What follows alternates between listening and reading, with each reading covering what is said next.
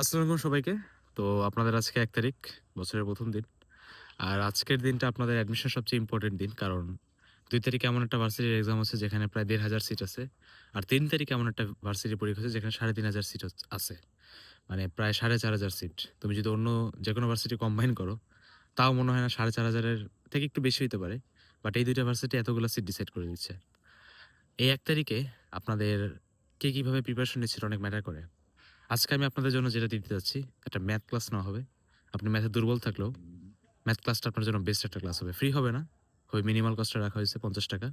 আর আপনারা এত পরিমাণ ভর্তি হইছেন, একটু আস্তে ধীরে ভর্তি হন। আমাদের মডারেটরদের অবস্থা খারাপ হয়ে যাচ্ছে। না নেন তাহলে কোনো সমস্যা নেই। আলহামদুলিল্লাহ অনেকে ভর্তি হয়ে গেছে, যুক্ত হয়ে গেছে প্রায় ৪ থেকে ৫,০০০ স্টুডেন্ট। আলহামদুলিল্লাহ অনেক বড় একটা সংখ্যা। পিন কমেন্ট দেখে ভর্তি হবেন।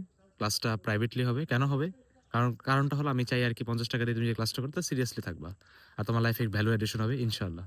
এখান থেকেই চবি আর এগ্রি সব ম্যাথ আসবে। এর বাইরে কোনো কিছু আসবে না। আর ইনশাআল্লাহ আমরা ১২ টার সময় যখন আমরা ম্যাথ ক্লাস শুরু করব, তারপর আমরা শিওর 40 শুরু করব। এখন ক্লাসের উপর ডিপেন্ড করে লেন্থের উপর ৬ টার সময় নাহলে ৮ টার সময়। শিওর 40 হবে, চবি আর এগ্রি একসাথে হবে। আপনাদের কোয়েশ্চেন ফ্রেমিং এর মধ্যে সবকিছু মাথায় সেট করে দেওয়া হবে। বেস্ট রিভিশন ক্লাস বাংলাদেশের আই ক্যান অ্যাসিউর দ্যাট।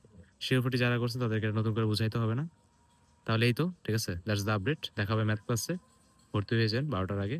১-১.৫ ঘন্টা সময় আছে। পরে জয়েন হলেও মন খারাপ কইরেন না কারণ অনেক স্টুডেন্ট। আর রাতের বেলা তো শেয়ার 40 তে দেখা হবে। এটা সবার জন্য পাবলিকলি ফ্রি থাকবে। নো প্যারা। বাট একটা জিনিস ইম্পোর্টেন্ট সেটা হলো পড়াশোনা ঠিকভাবে করেন। আজকের ২৪ ঘন্টার মধ্যে ৬ ঘন্টা বাদ দিয়ে বাকি ১৬ ঘন্টা ঠিকভাবে কাজে লাগান। তাহলে ইনশাআল্লাহ ২ তারিখে একটা ভালো এক্সাম দিবেন। আর ৩ তারিখে একটা ভালো এক্সাম দিবেন।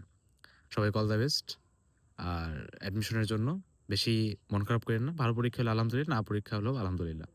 বাট যা শিখছেন অ্যাডমিশন থেকে যে কন্টিনিউয়াস স্ট্রাগল করতে হবে, সেটা যাতে আপনি সবসময় মেনে চলতে পারেন। আল্লাহ হাফেজ।